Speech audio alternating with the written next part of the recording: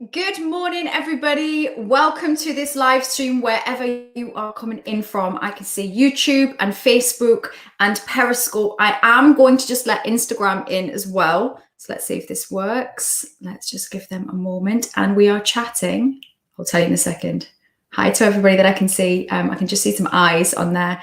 It's checking my connection, and I am now live on Instagram. Good morning, Instagram. I'm currently also live on YouTube and Facebook and Periscope. We are across the full stream of social networks this morning. Good morning, Tanya on Facebook. Good morning, Faye. Good morning, everybody. Today we are going to be chatting about. Good morning, Kirsty on Instagram, and Nicole as well, and everyone. Chantal. We're talking about social anxiety today. I thought this would be one. It's a one that comes up, like it's the most popular thing to chat about, right? That and confidence probably. And maybe negative people, that sometimes is another popular choice as well. Good morning, Mary. So I'm not going to say good morning too much more anymore, because I know that when people are watching this back on a replay, it's going to be highly boring for me to say good morning to everybody. However, good morning to you all. And let's do a check-in first of all, which I like to do with you all. Let me know in the comments how you are feeling today from a 1 to a 10. 1 being, just not feeling it yet. Not walking up, not feeling it. And 10 being, I feel, just pulling my bra strap up there. 10 being, I feel incredible. Let me know in the comments. The reason that I do this is because it allows you, most importantly, a moment to check in with yourself. How am I feeling? Asking yourself that question. I can see some 3s and 4s, some 8s, some 2s. We have a whole stream of stuff. Just being able to recognize where you are in this moment can allow you to either really just be in it and be in your happiness. I could see somebody's in today on flower exercise on Instagram. And if you are at the lower end of the scale, I can see Tanya is this morning, Mr. Mello on YouTube as well. Tanya's stuck in hospital. Oh gosh, lovely. Sending you so much love. If you're in that moment, then you just have to work on, can I get up one number? Can I do something for myself today that might just be able to move myself up a little bit? And we can see Sammy is saying, 1, my anxiety is really bad today. Well, I'm so glad that you're here, because that's what we're talking about today. Well, we're talking specifically about social anxiety, but a lot of this stuff goes across the board. And we're not talking about, so when I talk about social anxiety, I'm not talking about social anxiety disorder, which is the extreme version of that and is a more clinical thing to be dealt with. And that's not something that I deal with. But this is about social anxiety, which can be bad for many, many people. And actually, I think probably all of us have experienced levels of social anxiety at some point. So it's useful for us to talk about this stuff always. For those that have no idea who I am and you've flown in from somewhere, my hair's wild today. My name's Holly Matthews. I'm a self-development coach. And as of yesterday, I am now also a hypnotherapist as well. But I'm a self-development coach, which essentially you might know as a life coach. I work on the where are we at right now and how can we get to where we want to be. I work on positive mindset. I don't like toxic positivity where we just like everybody let's be happy all the time and everything's fine. That makes no sense in my model of the world at all, because sometimes we are sad and rubbish and don't feel good, like some of you have shared today. I'm the founder of the Happy Me Project, and it is a Facebook and online community. And the Happy Me Project is about me helping people feel more happy and less crappy. And that's what we want, right? And the way you can work with me one-on-one, which is probably the more expensive option. You can work with me twice a year. I do coaching programs, I do group programs. And I'm going to be launching a membership, which will be a regular check-in for those of you that like regular stuff, and will be on the lower end in terms of payment. I'm trying to keep it as accessible for you guys as possible. And I also have some online courses which you can access anytime that you want, and they're self-study, so you just crack on with them. So that is all of the stuff. That is all of the stuff that I do. So let's get talking about the topic in hand. Thank you so much for your lovely comments as well. Tanya says positivity is turning a little bit of sunshine. That's all it's about, right? In life, taking something a bit rubbish and finding the good around it, or finding the reframe in some way. So when we're talking about social anxiety, Many of you might have experienced this going back out into the world. So as we step out into this new world, those of you that may actually been fine before and not really experienced it to any great degree might be finding that as you go back out into the world, it feels quite noisy. It feels a bit much. It feels a bit loud. You're not used to doing all the social stuff that you have to do. So I hear mums that I chat to on the school run are finding that all a bit challenging, the small talk and what if I said this? And did I say this wrong? And did they think I meant this? And all of that stuff we have to navigate as human beings every day. It's a lot, right? And we put an incredible amount of pressure on ourselves to actually know what we're doing. Now, I include all of us in this because all of us are stuck in our heads most of the time. Most of our time we are stuck in our own heads thinking about the next thing that we have to do. We're thinking about what we are saying, what we are wearing, what we look like, whether we did that thing. We are constantly in our own heads trying to make sure and that we are doing all right and navigating that. And then we are thinking in our heads that everybody else is walking around watching us, that everybody else is focused in on what we are doing and what we are saying and the mistakes that we've made and whether our hair looks good or our hair looks a little bit wild today or whether we look fat or whether we look too thin. We are thinking that that's what other people are doing. Now, let's get real a minute here. Is that actually what's happening? Does anybody else actually really care what you are doing? No. And they don't care what I'm doing either. Honestly, nobody else cares what we are doing. People are not focused on us in the way that we imagine that they are. And we know this to be true because we're not doing that. Because as you go about your day, as you go to the shops and you go to work or you go on the school run or you go to the doctors or whatever you're doing, right, in your day to day, when you are doing those things, you're not thinking about other people. You might glance at somebody and see them, and the likelihood is that the things that you think are, oh, okay, that's a nice coat they're wearing. It's not big stuff. You are not thinking in this deep way. Hi to everyone on Facebook. I can't see who that is on Facebook, but welcome. So we focus out, we trick our minds, right? Our minds trick us, and we think that everybody else cares what we're doing, and they really don't. And we put such a lot of pressure on ourselves. So we have to remember that when we step out into the world, nobody is looking. Nobody cares. I have zero embarrassment factor. My background is of it as an actress. I can't think of my words actually. And I remember when I moved to London many years ago, I don't live in London now, but when I moved to London, it was such a busy place. Everybody is so in there, the capital city. So it's busy. And this is the case with most cities and places. Everyone's busy. They're doing their thing. And London's just like that microcosm of everything that we are. And it's busy, and it's bustling, and it's people from everywhere, and it's all going on. And I remember saying to my friend, if I stood here in London, in the center of London, and barked, right, nobody would care. I don't think anybody would even look up if I barked. So because I don't have any embarrassment factor at all, I just tested that theory out and stood still and just barked like a dog. And do you know what? Nobody cared. Nobody even batted an eyelid. They just maybe glanced at the barking Geordie woman. Nobody cared. And all right, that's an extreme example. And I'm certainly not going to tell you to go and bark on the school run unless you feel that you want to do that.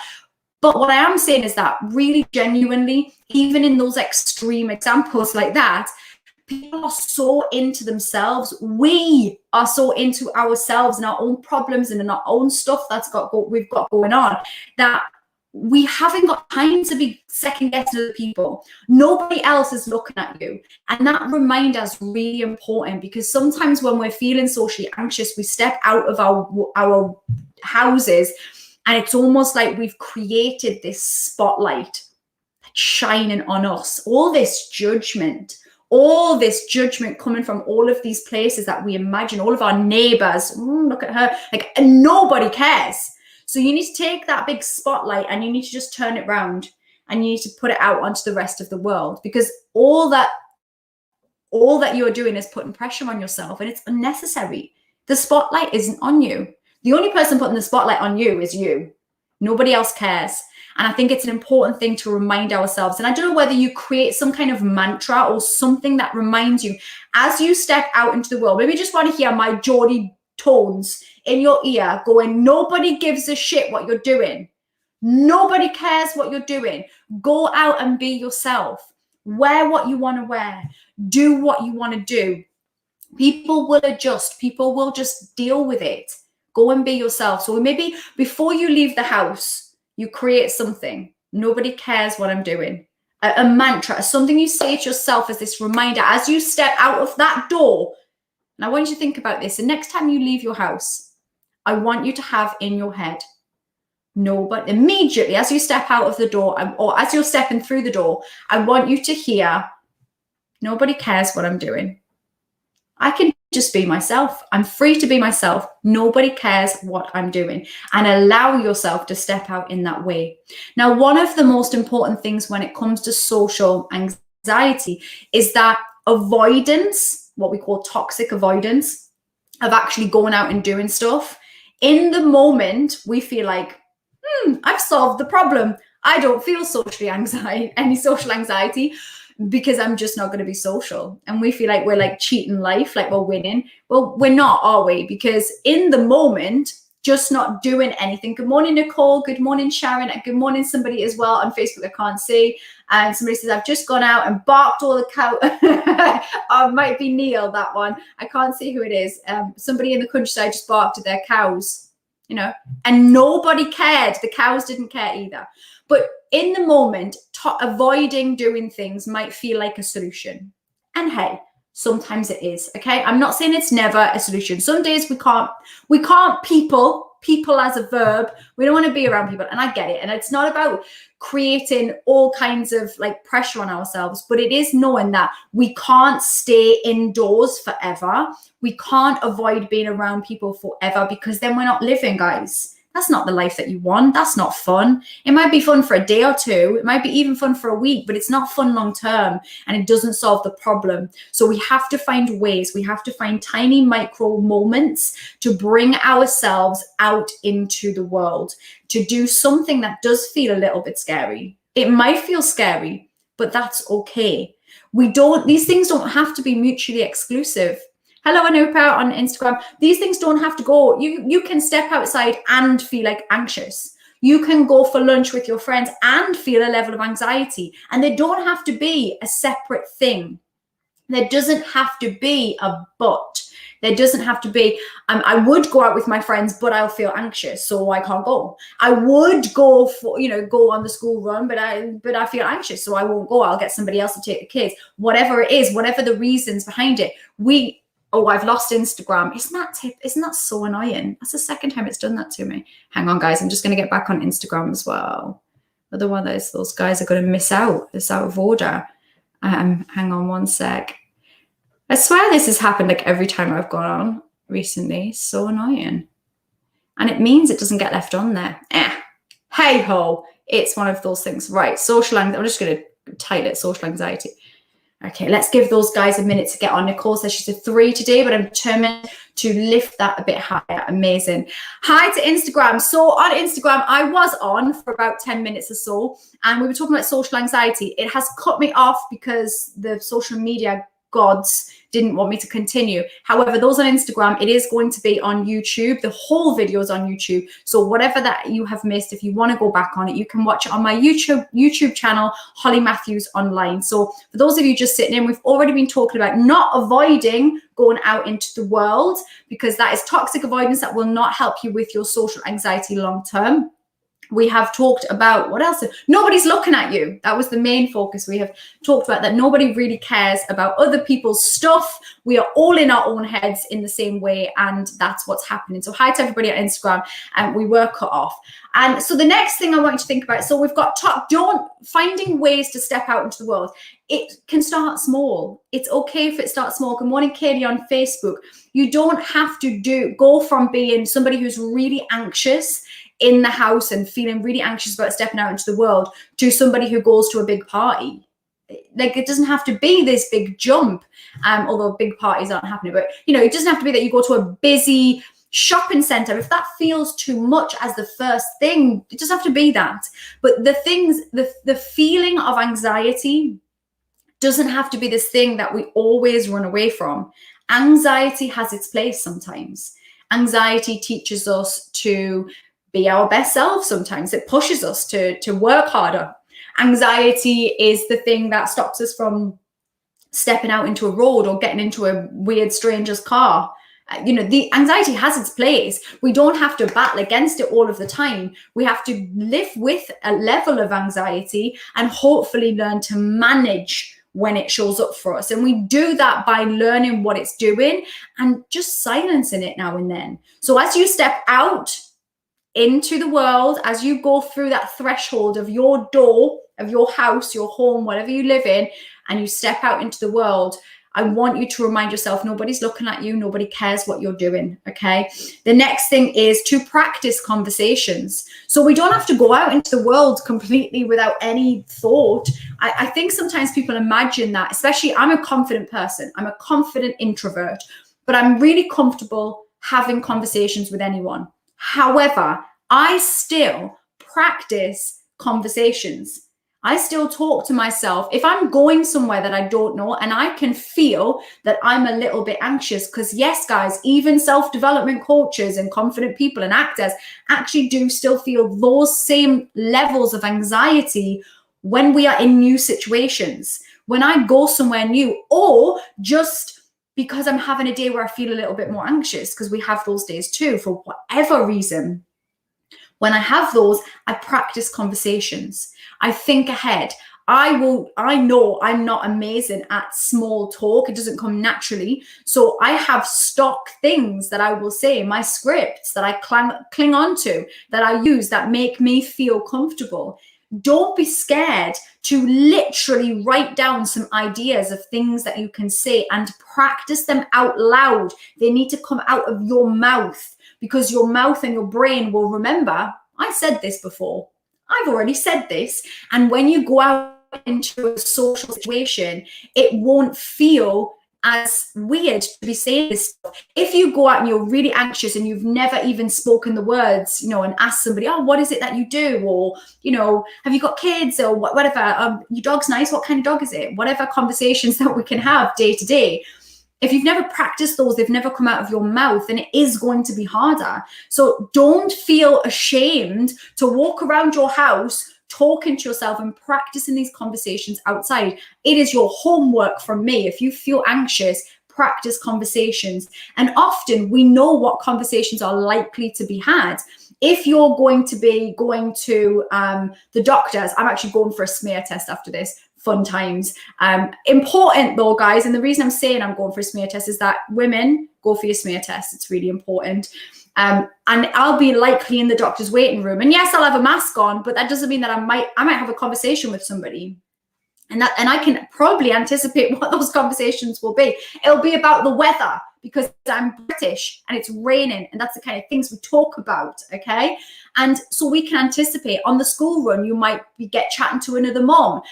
What will you be talking about? How are the kids getting on at school? How are your kids getting on? If you don't know their names, you just say, oh, you've forgotten, if you're me. How are your kids getting on? How have they been since they get back? They're ready for the holiday. I mean, there's stuff we say. And all right, it might not be the most thrilling of conversations, but if you're feeling anxious and you're feeling this level of social anxiety, I want you to practice words outside of your mouth in your own home, and practice it, and then go outside and give it a try.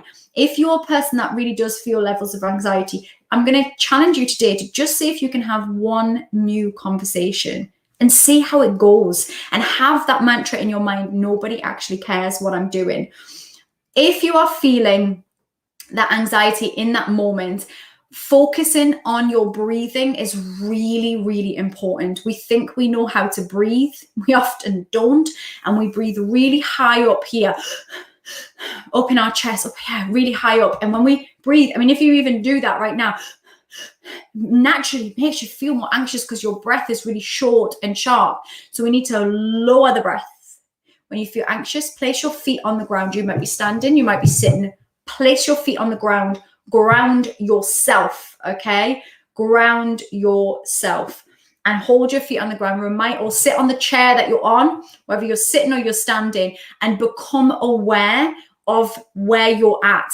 Become aware of the security of the support that you have beneath you. You're not going anywhere. When we feel anxious, it feels like the ground is going to fall beneath us, doesn't it?